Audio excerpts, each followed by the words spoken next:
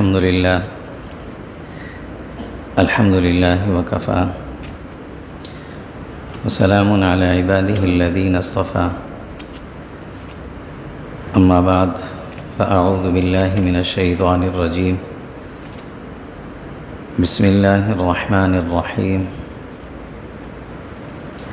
قال الله سبحانه وتعالى يا أيها الذين آمنوا كتب عليكم الصيام كما كتب على الذين من قبلكم لعلكم تتقون أياما معدودات صدق الله مولانا العظيم اللهم صل على جسد محمد في الأجساد اللهم صل على روح محمد في الأرواح اللهم صل على روضة محمد في القبور اللهم صل على بلد محمد في البلاد وعلى آله وصحبه وسلم تسليما كثيرا كثيرا اللهم انفعنا بما علمتنا وعلمنا ما ينفعنا وزدنا علما سبحانك لا علم لنا إلا ما علمتنا إنك أنت العليم الحكيم اللهم رب اشرح لي صدري ويسر لي أمري واحلل عقدة من لساني يفقه قولي یا ایہا الذین آمنوا اے ایمان والوں کتب علیکم الصیام روزے تم پر فرض کیے گئے کما کتب علی الذین من قبلکم جیسے فرض کیے گئے تھے تم سے پہلے لوگوں پر لعلکم تتقون شاید تمہیں تقوی حاصل ہو جائے ایام معدودات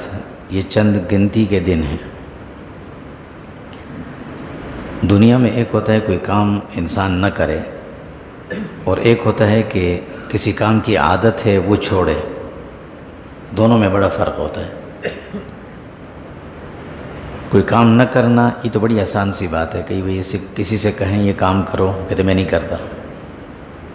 آپ جبر بھی نہیں کر سکتے زبردستی بھی نہیں کر سکتے چاہے وہ اچھا کام ہو چاہے وہ غلط کام ہو نہ کرے وہ لیکن ایک آدمی کو ایک کام کی عادت پڑی ہو اور اس سے کہا جائے کہ یہ کام نہ کرو اس کے لیے بڑا مشکل ہوتا ہے چھوڑنا وہ کسی نہ کسی طریقے سے کرے گا اس کو چھپ کر کرے گا زبردستی کرے گا رو دھو کر لڑ جھگڑ کر کرے گا بڑا مشکل ہوتا ہے اسے چھوڑنا کوئی شخص نشے کا عادی ہو جائے تو سب سے زیادہ مشکل علاج اس آدمی کا ہوتا ہے وہ کوئی بیمار نہیں ہے اس کے جسم میں کوئی جگہ کوئی خراب نہیں ہے نہ کوئی بیماری ہے اس کو لیکن علاج سب سے زیادہ مشکل اس کا ہوتا ہے کیونکہ وہ عادت چھڑوانی بڑا مشکل کام ہوتا ہے رمضان المبارک کا یہ مہینہ اللہ رب العزت کیوں لاتے ہیں بار بار ہر سال میں ایک دفعہ یہ مہینہ آتا ہے بار بار آتا ہے اللہ رب العزت اپنے بندوں سے ایمان والوں سے کوئی کچھ عادتیں بدل جاتی ہیں ان کو چھڑوانا چاہتے ہیں تبدیل کروانا چاہتے ہیں ایک آدمی اگر نیا نیا مسلمان ہوا یا جیسے رمضان کا مہینہ گزرتا ہے یا رمضان کا مہینہ ہوتا ہے اس کے سامنے کوئی گناہ کی چیز آتی ہے تو وہ کبھی نہیں کرتا کیونکہ ماحول سے گزرا ہوتا ہے تو نہیں کرے گا لیکن جب ایک عرصہ گزرتا ہے نا 11 مہینے کا تو آہستہ آہستہ انسان بہت سی چیزوں میں پڑھتے پڑھتے پڑھتے اس کی عادت بن جاتی ہے اب بہت سارے گناہ عادت بن جاتے ہیں جھوٹ بولنا عادت بن جاتا ہے دھوکہ دینا عادت بن جاتا ہے اور بہت سارے گناہ خیانت یہ عادت بن جاتی ہے اب اس عادت کو چھڑوانا ہے اس کے لیے اللہ تعالیٰ رمضان کا مہینہ دیتے ہیں جیسے ایک نشے والے کو ایک جگہ بند کیا جاتا ہے صرف اس کو کھانے کی چند چیزیں دی جاتی ہیں بس اور کوئی چیز اس کو دی نہیں جاتی باہر نکلنے نہیں دیا جاتا پابندیاں لگائی جاتی ہیں اس کو تو اسی طرح اللہ تعالیٰ نے یہ رمضان کا مہینہ دیا ہے کہ اس میں یہ گناہوں کی جو عادت پڑی ہے وہ عادت چھوٹ جائے بدل جائے ختم ہو جائے یہ ایک علاج ہے فرق اتنا ہے کہ دنیا والے جب علاج کرتے ہیں اس میں سختی بھی ہوتی ہے ڈانٹ ڈپٹ بھی ہوتی ہے بعض دفعہ مارا بھی جاتا ہے اور اللہ رب العزت بڑی محبت کے ساتھ، پیار کے ساتھ یہ سارے کام کرتے ہیں۔ ایک ہوتا ہے گناہ گار، اللہ کہتے ہیں کہ جس آدمی نے من جاء بالسیئۃ فلا یجزی الا مثلھا، یا دوسری جگہ کہتے ہیں کہ اگر فاولئک یبدل اللہ سیئاتہم بالحسنات ویکفر عنہم سیئاتہم، اللہ گناہ معاف کر دیتے ہیں، نیکیوں سے بدل دیتے ہیں۔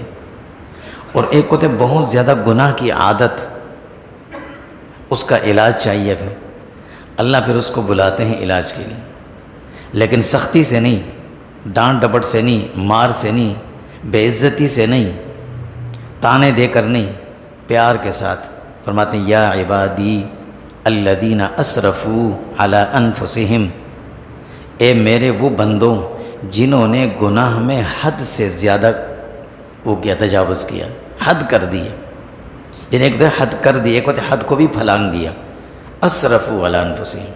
بہت زیادہ گناہ کر لیے تم نے، ان کو اللہ کیا کہتے ہیں، آ جاؤ یا عبادی، میرے پیارے بندو۔ یہ کتنا پیار سے اللہ بلاتے ہیں، علاج بھی ہو رہا ہے اور بلا بھی پیار سے رہیں، اور یہ بھی نہیں کہتے تم نے گناہ کی ہے، اے میرے وہ لوگوں جو تم نے بہت زیادہ گناہ کیا، فلاں کیا فلاں کیا، نہیں، اتنا بھی نہیں کہتے، اتنا کہتے ہیں اسرفوا علی انفسہم، اپنے اوپر تم نے ظلم کیا، اپنے اوپر ظلم کیا۔ حضرت موسیٰ علیہ السلام کے واقعے میں آتا ہے، ایک مرتبہ بکری چراتے چراتے ایک بکری کا بچہ بھاگ گیا ان سے، وہ پیچھے بھاگتے رہے، اب وہ ہوتا ہے بکری، اس کی شرارت اس کی فطرت میں ہوتی ہے، بھاگتے رہے، بہت تھک گئے، غصہ بھی بہت آیا، آخر جب اس کو پکڑا تو پیار سے کہنے لگے کیا کیا، اپنے آپ کو بھی تھکایا، مجھے بھی تھکایا، کچھ نہیں کہا اس کو۔ تو اللہ تعالیٰ کیا کہتے ہیں، اسرفوا علی انفسہم، اپنے اوپر حد سے زیادہ تم نے ظلم کیا ہے، اب ادھر آ جاؤ، لا تقنطوا من رحمت اللہ، نا امید نہ ہو۔ بعض دفعہ ڈاکٹر بھی کہتے ہیں نا یار بس دعا کرو اللہ سے، اللہ ہی بچانے والے ہیں، کوشش بیچارے اپنی کرتے ہیں لیکن انہیں اندازہ ہوتا ہے اس چیز کا، تو اللہ کیا کہتے ہیں، نا امید نہ ہو، آ جاؤ، علاج ہے، بہت اچھا علاج ہے، آ جاؤ۔ اب جب بندے آتے ہیں اللہ کی طرف سے تو اللہ یہ نہیں پوچھتے کہ تم نے یہ کیا یہ کیوں کیا ایسا، حق تو یہ ہے کہ اللہ پوچھیں، اللہ کہتے نہیں، یہ سارے گناہ تم سے شیطان نے کروائے تھے، تم نے نہیں کیے۔ بچہ کوئی شرارت کرتا ہے نا، اب اس سے کوئی چیز نقصان ہو جائے تو کچھ چیز ٹوٹتی ہے، وہ رونے لگتا ہے، اب مار پڑے گی، تو بڑے آ کر ماں یا باپ اسے کہتے ہیں یہ تم نے تھوڑی کیا، تو خود گرا ہے، پتہ بھی ہے اس نے کیا ہے، لیکن اس کا دل رکھنے کے لیے اللہ کیا کہتے ہیں، تم نے نہیں کیے گناہ، یہ تو شیطان نے کروائے تھے، اس کا میں علاج کرتا ہوں، اس کو پکڑ کے اس کو بند کر دیتے ہیں، اس نے کیوں تم سے گناہ کروائے۔ ابو ہریرہ رضی اللہ تعالیٰ عنہ کی روایت، اللہ کے نبی صلی اللہ علیہ وسلم فرماتے ہیں کہ رمضان کا مہینہ جب شروع ہوتا ہے اللہ تعالیٰ سب سے پہلے شیطان کو پکڑ کے باندھ دیتے ہیں، اس نے یہ گناہ کروائے میرے بندوں سے، اس کو بھی باندھ دیا۔ پھر اللہ کہتے نہیں، ہو سکتا ہے کہ تمہارے ساتھ تمہارا نفس تھا، اس نے تمہارے گناہ کروائے نا، تم سے کروائے، تم نے نہیں کیا، یہ اس نے کروائے، اس کا بھی علاج کرتے ہیں۔ نفس کا علاج ایک ہی ہے کہ اس کو کمزور کیا جائے، جب وہ کمزور ہوتا ہے تو گناہوں کی طرف رغبت نہیں آتی، اور اس کو کمزور کرنے کا طریقہ یہ ہوتا ہے کہ اس کو انسان بھوکا رہے تھوڑی دیر کے لیے، جب بھوکا رہتا ہے فطرتاً انسان کی تبھی نفسانی خواہشات دب جاتی ہیں خود ہی بھوک کی وجہ سے، تو اللہ کہتے ہیں صبح سے لے کر شام تک اس کو کھانے پینے کو کچھ نہ دو، یہ خود کمزور ہو جائے گا، اس نے تم سے گناہ کروائے، اس کا بھی اللہ نے علاج کروا دی۔ اب جب صبح سے لے کر شام تک کھانا پینا بھی بند ہوتا ہے تو انسان سوچتا ہے کہ اللہ نے یہ کیا کیا، ہم بھی کھانا پینا بند کر دیا، کھانا پینا میں اللہ نے نہیں دیا ہمیں، کہ اللہ کے یہاں کھانے پینے کی چیزوں میں کمی آ گئی تھی، تو اللہ فرماتے ہیں ایسی بات نہیں ہے، کھانا پینا خوب ہے، تم صرف صبح سے شام تک اس کھانے کا وقفہ بڑھا دو، بند نہیں کیا تم پر، روکا نہیں ہے تمہیں، منع نہیں کیا، صرف وقفہ بڑھا دو، اور اس کا فائدہ کیا ہوگا، جب تم میرے کہنے پر اس کھانے کا وقفہ بڑھا دو گے، نفس بھی کمزور ہو جائے گا، تو اس کے بعد فائدہ یہ ہوگا کہ تم جب بھی کھانا کھاؤ گے میں اس کھانے کے ساتھ ساتھ تمہیں ثواب بھی دوں گا، اجر بھی ملتا رہے گا، کھانا بھی کھاؤ گے اور خوب کھاؤ گے۔ ظاہر ہے انسان جب وقفے سے کھانا کھاتا ہے تو اچھا کھاتا ہے، پھر زیادہ کھاتا ہے اور صحیح کھاتا ہے، پھر وہ اثر فائدہ بھی ہوتا ہے اس کا۔ تو اللہ کہتے ہیں آپ کو تم کھانا وقفہ بڑھا دو، صبح سویرے کھا لیا کرو اور شام کو کھا لو، دن میں نہ کھاؤ۔ اب یہ دونوں وقت کا کھانا تم خوب کھاؤ گے، پہلے سے زیادہ کھاؤ گے، خوب اچھی طرح کھاؤ گے، اور کھانے کے ساتھ ساتھ تمہیں ثواب مفت کا ملتا رہے گا، کھانا بھی کھاؤ گے مفت ثواب بھی ملتا رہے گا۔ چنانچہ ابو سعید خدری رضی اللہ تعالیٰ عنہ کی روایت فرماتے ہیں اللہ کے نبی صلی اللہ علیہ وسلم نے فرمایا کہ تسحروا، بھائی سحری کے لیے اٹھا کرو، رمضان کے مہینے میں سحری میں اٹھا کرو۔ کیوں بھائی؟ فإن فی السحور برکہ، اس لیے کہ سحری کا وقت برکت کا وقت ہوتا ہے۔ اس وقت جب انسان کھانا کھاتا ہے وہ کھانا بھی برکت والا ہوتا ہے، تو اس کا ثواب ہو گیا، اور سحری میں اٹھ گیا، ایک 2 رکعت نفل پڑھنے کا موقع بھی مل جاتا ہے انسان کو، تو کھانا بھی ہو گیا، نفل بھی پڑھ لیے، اور کھانا کھاتے کھاتے ثواب بھی مل گیا مفت۔ پھر جب افطار کا وقت ہوتا ہے، جب افطاری کا وقت ہوتا ہے، تو اس وقت اللہ کے نبی صلی اللہ علیہ وسلم فرماتے ہیں کہ روزے دار جب افطاری کرتا ہے نا، تو اللہ کے نبی نے 2 بشارتیں سنائی۔ فرمایا ایک تو یہ کہ جو لوگ افطاری کا وقت ہو اور فوراً افطاری کر لیں، اللہ ان سے بڑی محبت کرتے ہیں۔ اب افطاری اپنے لیے کر رہا ہے، اللہ محبت کر رہے ہیں ان سے، کیونکہ یہ کھانا عبادت بن گیا، اللہ کے کہنے پہ وقفہ بڑھایا تھا۔ عجیب، اللہ رب العزت اب اس طرح اپنے بندوں کو قریب لا رہے ہیں۔ اب جب یہ کھانا بھی کھا لیا، ظاہر ہے افطاری میں بعض دفعہ گرمی بھی بڑی شدید، کھانا بھی بہت، پانی بھی بہت زیادہ پی لیا، بعض دفعہ ہضم بھی نہیں ہوگا، پھر کیا کریں؟ تو اللہ فرماتے ہیں اس کا بھی حل ہے۔ شریعت نے بڑا اچھا طریقہ رکھا ہے انسان، بھائی جب 40 سجدے کرو گے 20 رکعت تراویح میں نا، تو وہ اگلا تو جائے گا اور بھی کھاؤ گے ساتھ میں، اتنا فائدہ۔ یہ جو ہم کہتے ہیں نا کہ 40 20 اور 10 اور 30 اور 8 اور یہ چکر چھوڑیں، اللہ کے نبی صلی اللہ علیہ وسلم نے تراویح پڑھی ہے، کتنی پڑھی ہیں؟ رکعت نہیں بتائی تھی، رکعتیں نہیں بتائی تھیں۔ حضرت عمر فاروق رضی اللہ کے زمانے میں صحابہ سارے متفق تھے 20 رکعت پڑھنے پر، ہم 20 پڑھیں گے بس ٹھیک ہے، کسی نے 8 اور 10 اور 12 کے چکروں میں نہیں پڑھنا ہے، ہم نے پڑھنی ہے۔ اللہ کے نبی صلی اللہ علیہ وسلم، بعض لوگ کہتے ہیں بھی اللہ کے نبی نے 30 دن تراویح نہیں پڑھی تھی۔ اللہ کے نبی نے پوری زندگی میں اذان نہیں دی تھی۔ کسی کو اذان کیوں دیتے ہیں لوگ؟ پوری زندگی آپ نے اذان نہیں دی، کیوں اذان دیتے؟ بغیر اذان کے نماز میں ہر آدمی کے پاس گھڑی موجود ہے، ٹائم کا پتہ ہے، آ جائے مسجد میں نماز ہو، پھر اذان کیوں دیتے ہیں؟ اذان اللہ کے نبی نے اس لیے نہیں دی کہ اگر اللہ کے نبی اذان دیتے تو شاید امت کے ہر فرد کو 1 مرتبہ اذان دینا لازمی ہو جاتی، پھر ہر آدمی کو، ہر مرد کو نہیں دی اللہ کے نبی، حکمت۔ تو 30 دن آپ نے پوری تراویح نہیں پڑھی، فرض نہ ہو جاتی، باقی پڑھی ہیں۔ ہمارا 30 سال کا پڑھنا اور حضور کا 1 رات کا پڑھنا برابر نہیں ہو سکتا، یہ موازنہ نہیں کرنا چاہیے کہ حضور نے نہیں پڑھا ہم کیوں پڑھیں۔ خیر، اللہ رب العزت فرماتے ہیں جب تم اتنی تراویح پڑھ کے فارغ ہو گے نا، تو پھر رات کو اور بھی کھانا کھاؤ گے خوب۔ اچھا یہ بھی ہو گیا، اب دن میں ظاہر انسان ہے، دن کو کھانا پینا بھی کچھ نہیں ہے، اور رمضان کو ویسے ہم نے اپنے اوپر سوار کیا ہوتا ہے، ہم کام بھی کچھ نہیں کرتے، یا روزہ ہے کام بھی نہیں کرتے۔ صحابہ رمضان کے مہینے میں جہاد بدر کے لیے گئے تھے، اور ہم لوگ کہتے ہیں کہ روزہ ہے یار میں نے ڈیوٹی پہ نہیں جانا۔ تو خیر نیند تو آئے گی، بھئی نیند آ رہی کیوں؟ تو اللہ فرماتے کوئی بات نہیں، تم نے روزہ رکھا ہے تم سو جاؤ، نماز کے لیے اٹھ جانا، باقی سوتے رہنا، تمہارا یہ سونا بھی عبادت ہے۔ روزے دار کا سونا بھی کیا ہے؟ عبادت ہے، اس میں بھی ثواب مل رہا ہے۔ اب پھر انسان کے ذہن میں یہ بات آتی ہے کہ دن کو کچھ کھایا بھی نہیں ہے، دن بھر ظاہر ہے سوتے رہے یا کوئی کام کیا خاموش، تو بعض دفعہ منہ سے جو ہے نا وہ ایک بو سی آنے لگتی ہے، بدبو تو نہیں کہہ سکتے اس کو، بو آنے لگتی ہے۔ اس کا کیا ہوگا؟ اللہ کے نبی صلی اللہ علیہ وسلم فرماتے ہیں، ابو ہریرہ رضی اللہ راوی ہیں، فرماتے ہیں اللہ فرماتے ہیں کہ روزے دار نے دن کو کچھ نہیں کیا نا، مسواک تک نہیں کیا، برش تو نہیں کیا، کچھ بھی نہیں کیا، منہ سے جو بو آ رہی ہے یہ مجھے سب سے زیادہ پسند ہے، آنے دو۔ حضرت موسیٰ علیہ السلام کو اللہ رب العزت نے 30 دن کا فرمایا کہ 30 دن کا تم اعتکاف کرو، پھر میرے پاس آؤ کتاب ملے گی۔ انہوں نے 30 دن اعتکاف کیا، روزہ بھی رکھا، اور 30 دن کے بعد مسواک کر کے اللہ کے پاس گئے۔ اللہ نے فرمایا مسواک کیوں کیا تھا؟ فرمایا اللہ میرے منہ سے بو سی آ رہی تھی، تو اس لیے میں نے کہا کہ یہ صاف ہو جائے، آپ سے ہم کلام ہونا تھا۔ اللہ نے فرمایا یہی تو مجھے پسند تھی، جاؤ 10 دن دوبارہ کر کے آؤ، یہ مجھے پسند تھی، اب 10 دن دوبارہ کر لیں، پھر 40 دن ہو گئے۔ تو روزے دار کے منہ سے جو بو آتی ہے نا، اس کو بدبو نہیں کہنا چاہیے، اللہ کو پسند ہے تو پھر بدبو کہاں سے؟ اللہ فرماتے ہیں مشک سے زیادہ مجھے پسند ہے۔ اچھا اب یہ بھی ہو گیا، چلو اس کو بھی رہنے دیں۔ اب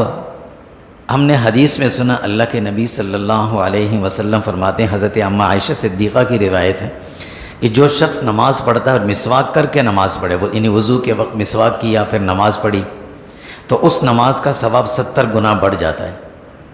اللہ رب العزت رمضان میں کبھی مسواک نہیں کر پاتے ہم،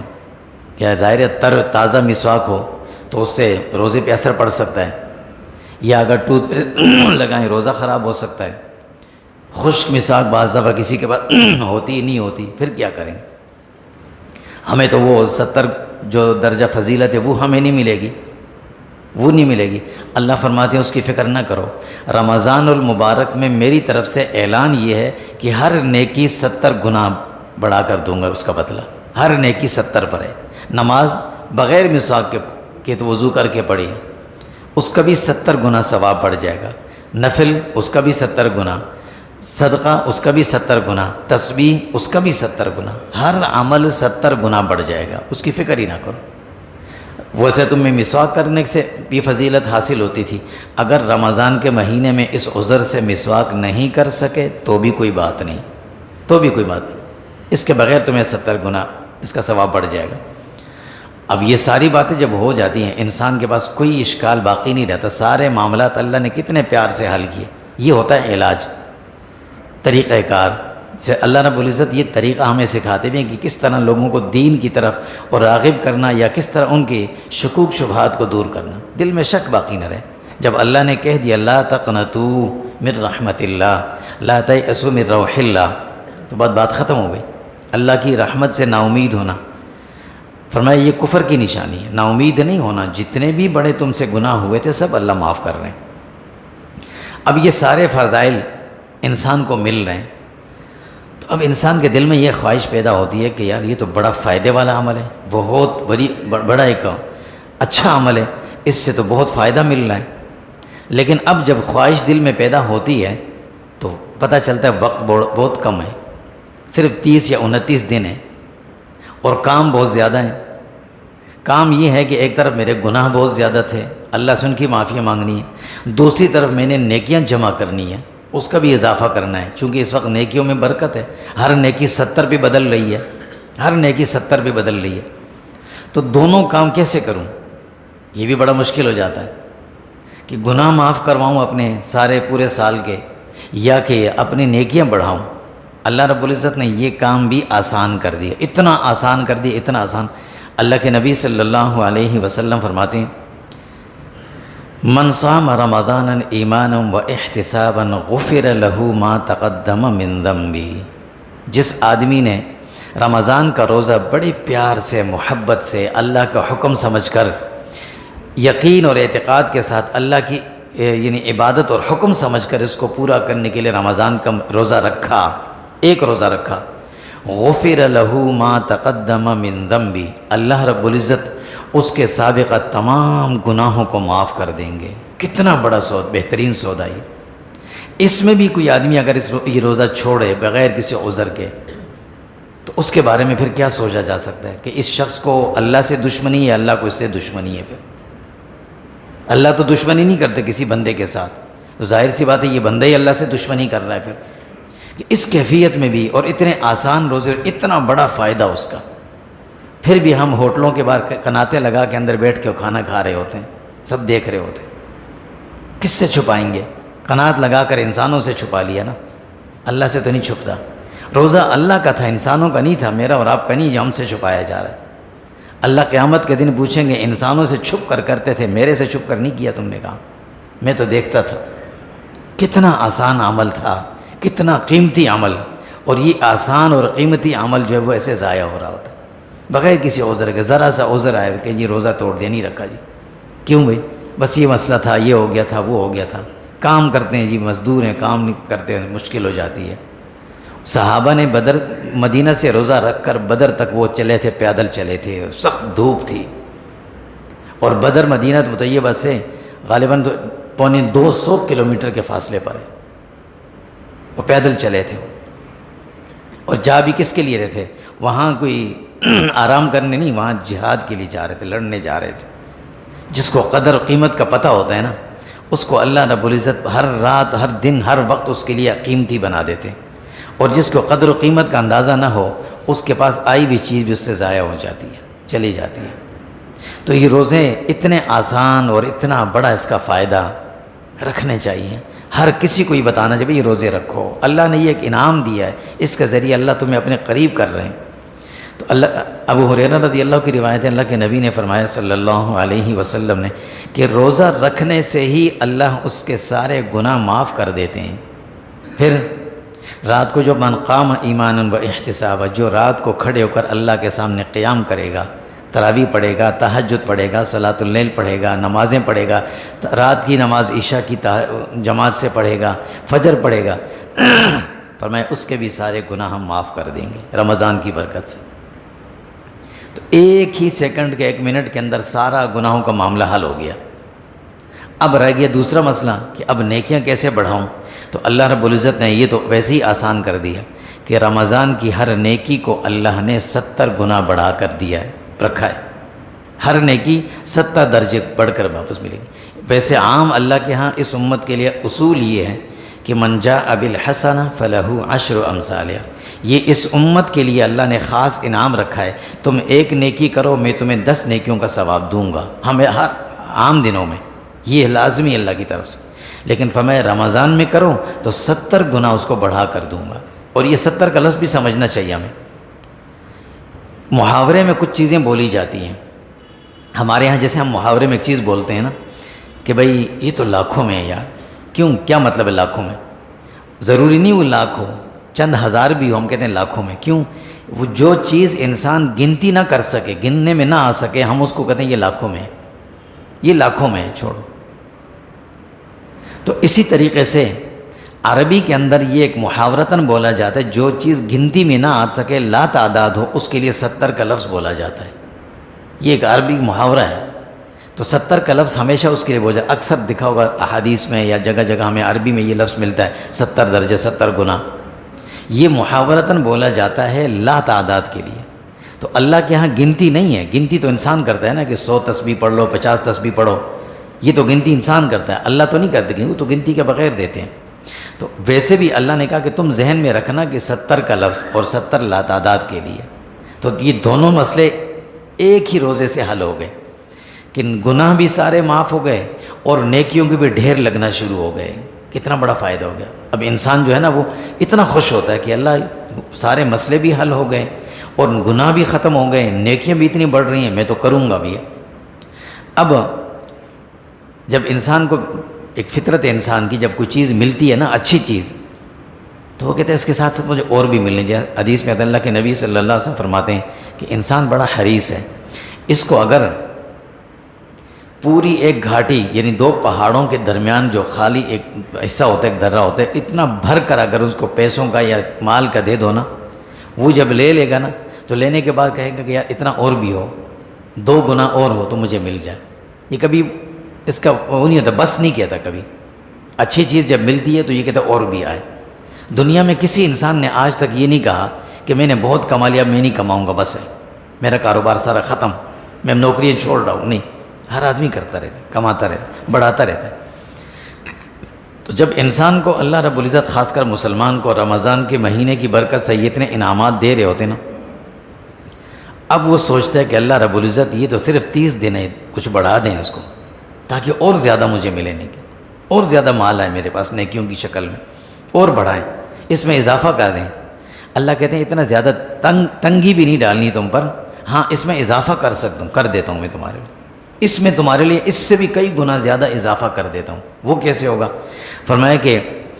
اس میں اس مہینے کے اندر آخری عاشرے کے اندر ایک رات آئے گی، اس رات میں اگر تم نے عبادت کر لی نا تو یہ 70 بھول جانا، خیر من 1000 شہر، وہ تمہارے لیے 1000 مہینوں کی عبادت سے بھی بڑھ کر ہوگی۔ تھوڑی دیر کے لیے اس رات میں اگر تم نے عبادت کر لی، اب وہ کم آئے گی؟ فرمایا وہ آخری عاشرے کی طاق راتوں میں کہیں کسی جگہ بھی ڈھونڈ لینا، وہ آئے گی ضرور، چاہے تمہیں پتہ چلے یا نہ چلے، آئے گی وہ رات۔ اور اس رات کی عبادت وہ 1000 مہینوں سے بھی زیادہ کی عبادت، 1000 مہینے دنیا میں کسی کی عمر ہی نہیں ہوتی، اتنی عبادت کا ثواب اللہ کہتے ہیں ہم تمہیں دے دیں گے۔ اب دیکھیں نیکیاں کتنی بڑھ گئیں، کیا بھی کچھ نہیں ہے، صرف تھوڑی دیر کے لیے اس رات میں آئے اللہ کے سامنے، 2 نفل پڑھ لیے، دعا مانگ لی، تلاوت کر لی، ذکر کر لیا، تھوڑی دیر بیٹھ گئے اللہ کے گھر میں باوضو بیٹھ گئے، اللہ نے اتنا بڑا ثواب دے دیا کہ جس کا کبھی سوچ بھی نہیں سکتا انسان۔ تو یہ سارے معاملات اللہ رب العزت نے حل کر دیا، ختم ہو گئے، گناہوں کا معاملہ بھی ختم، نیکیاں اتنی بڑھ گئیں کہ سوچ سے زیادہ۔ اب انسان کو ظاہر ہے شک سے تھوڑا سا ہوتا ہے، بعض دفعہ شک پیدا ہونے لگتا ہے کہ پتہ نہیں میرے گناہ کا کیا ہوگا۔ بعض دفعہ انسان یہ کہتا بھی یار میرے گناہ ہیں، میرے گناہ گار ہوں بہت زیادہ، احساس ہوتا ہے انسان کو۔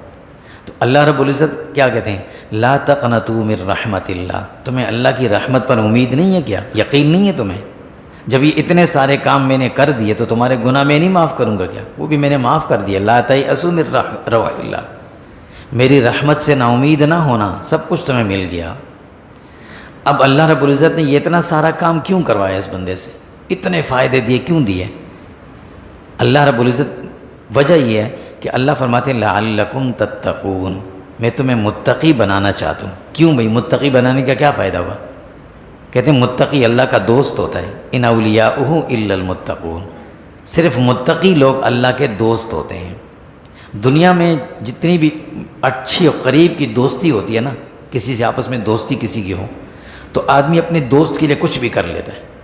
دوست اگر دوستی میں مخلص ہو تو، اور اللہ سے بڑھ کر مخلص،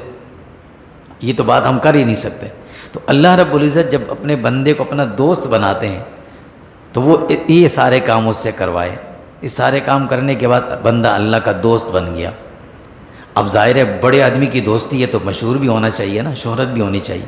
کسی کی اگر وزیر اعظم سے تعلق ہو تو وہ تو دن رات جو ہے نا اس کے ہر کسی کو تذکرہ کرے گا، میرا تو اپنا ہے، میرے تو اس سے تعلق ہے۔ ایک عام سے وزیر ایک چھوٹے سے بندے سے بھی اگر تعلق ہو تو وہ 10 جگہ کم سے کم بتاتا ہے میرا وہاں تعلق ہے، تم چلے جاؤ میں کر دوں گا بات، بتاتا ہے۔ تو اللہ رب العزت جب اپنے بندے سے دوستی کر لیتے ہیں تو اس کا بھی اعلان ہوتا ہے، پھر اللہ بتاتے ہیں۔ پھر پہلا اعلان کب ہوتا ہے؟ اللہ قرآن مجید میں فرماتے ہیں الا سنو بھئی، سارے لوگوں سے کہا جائے الا بھئی سارے لوگ سنو، ان اولیاؤہ الا المتقون، یہ روزے دار جو تھے یہ متقی بن گئے، یہ میرے دوست ہیں، یاد رکھنا یہ میرے دوست ہو گئے۔ اللہ نے دوستی کا اعلان کر دیا۔ پھر دوسرا حق اس کا یہ ہے کہ دوست کو پھر جب کسی چیز کی ضرورت ہوتی ہے تو فوراً اسے دی جاتی ہے، نہیں بھی ضرورت نا، اپنے پاس کوئی چیز آئی ہے تو سب سے پہلے آدمی دوست کو دیتا ہے، یار تم بھی ہے۔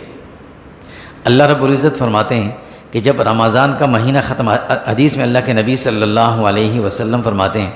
کہ جب رمضان کا مہینہ ختم ہونے پر آتا ہے، آخری رات جب ہوتی ہے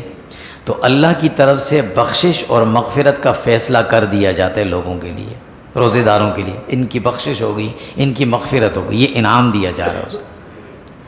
اب صحابہ نے پوچھا یا رسول اللہ کیا وہ لیلۃ القدر کی رات ہوتی ہے جب اللہ اتنا اعلان فرماتے ہیں؟ فرمایا نہیں، لیلۃ القدر نہیں، اصول یہ ہے کہ جب بندہ کام کر کے فارغ ہوتا ہے تو فوراً اس کی اجرت ملنی چاہیے۔ اس بندے نے روزے بھی رکھے، اس نے تراویح بھی پڑھی تھی، اس نے نمازیں بھی پڑھی تھی، اب رمضان کا مہینہ ختم ہونے کو ہے تو اس کا انعام اسے فوراً ملنا چاہیے، اور وہ کیا ہے؟ اس کی مغفرت کا اعلان ہو گیا۔ تو یہ دوسرا اعلان ہوتا ہے۔ اور پھر تیسرا سب سے بڑا دوستی کا اعزاز بھی ایک ہوتا ہے، جب انسان کسی کو اپنے دعوت پہ بلاتے ہیں، ہم بلاتے ہیں دعوتوں میں مختلف، اس میں کئی قسم کے مہمان ہوتے ہیں، کوئی عام مہمان ہے تو ان کے لیے یہاں جگہ ہے، کوئی خاص ہوتے ہیں ان کے لیے ایک الگ ٹیبل لگتی ہے، وہ تو ہوتے ہیں نا شادیوں میں جس طرح الگ ٹیبل لگتی ہے، خاص مہمانوں کے لیے، لڑکی والے لڑکے والوں کے لیے، لڑکے والے لڑکی والوں کے لیے، اور ایک خاص الخاص ہیں، کوئی بڑا آدمی آ رہا ہے، کوئی وزیر آ رہے ہیں، کوئی مشہور آدمی آ رہے ہیں، تو ان کے لیے بالکل الگ سے جگہ بنائی جاتی ہے، کوشش کی جاتی ہے ان کا راستہ بھی الگ سے ہو جائے تاکہ ان کو آنے میں تکلیف نہ ہو، جانے میں تکلیف نہ ہو، ان کا بڑا خیال رکھا جاتا ہے۔ تو اللہ رب العزت بھی اپنے اس خاص دوست کا قیامت کے دن بڑا خیال رکھیں گے۔ کیسے رکھیں گے؟ جنت کے اللہ رب العزت نے 8 دروازے بنائے جن سے جنتی جنت میں داخل ہوں گے، کتنے بڑے ہوں گے اس کا تو اندازہ نہیں لگا سکتے۔ ان 8 دروازوں میں سے ایک دروازہ بالکل الگ ہے۔ حضرت سہل بن سعد رضی اللہ تعالیٰ عنہ کی روایت ہے، فرماتے ہیں اللہ کے نبی صلی اللہ علیہ وسلم نے فرمایا کہ جنت کے ان 8 دروازوں میں سے ایک دروازہ ہے جس کا نام ہے الریان، باب الریان، اس کا نام رکھا ہے، اور اس دروازے سے صرف اور صرف یہ روزے والے داخل ہوں گے جو روزے دار تھے، کوئی دوسرا نہیں جائے گا۔ یہ خاص مہمانوں کا راستہ ہے، اللہ کے خاص مہمانوں کا راستہ ہے۔ حدیث میں اللہ کے نبی فرماتے ہیں کہ صرف روزے داروں کے لیے دروازہ کھلے گا، یہ داخل ہو جائیں گے جن نے روزے رکھے تھے پورے، اور جب یہ سب چلے جائیں گے وہ دروازہ بند کر دیا جائے گا، کسی اور کو وہاں سے آنے کی اجازت نہیں ہے۔ یہ خاص لوگوں کا راستہ ہے، خاص لوگوں کی خواص کے بیٹھنے کی جگہ ہے۔ تو اللہ رب العزت دیکھیں کس طریقے سے اپنے بندوں کو بلا بلا کے ان کے سارے معاملات، ان کے سارے اشکالات حل کرواتے ہیں رمضان کی برکت سے، اور سارے گناہ بھی معاف، نیکیاں بھی اتنی بڑی، آخر اپنی دوستی کا حق ادا کرتے ہوئے دوستی کا اعلان بھی کروا دیتے ہیں اس کے اعزاز کے طور پر۔ اللہ تعالی ہمیں اس رمضان المبارک کا اگلا تو پتہ نہیں کب آئے نہ آئے، کس کو ملے، لیکن جو ہمیں اللہ نے عطا فرمایا اس کے خوب اللہ رب العزت کا حق ادا کرنے کی ہمیں توفیق اور استطاعت نصیب فرمائے۔ وصلی اللہ تعالی علیہ وسلم۔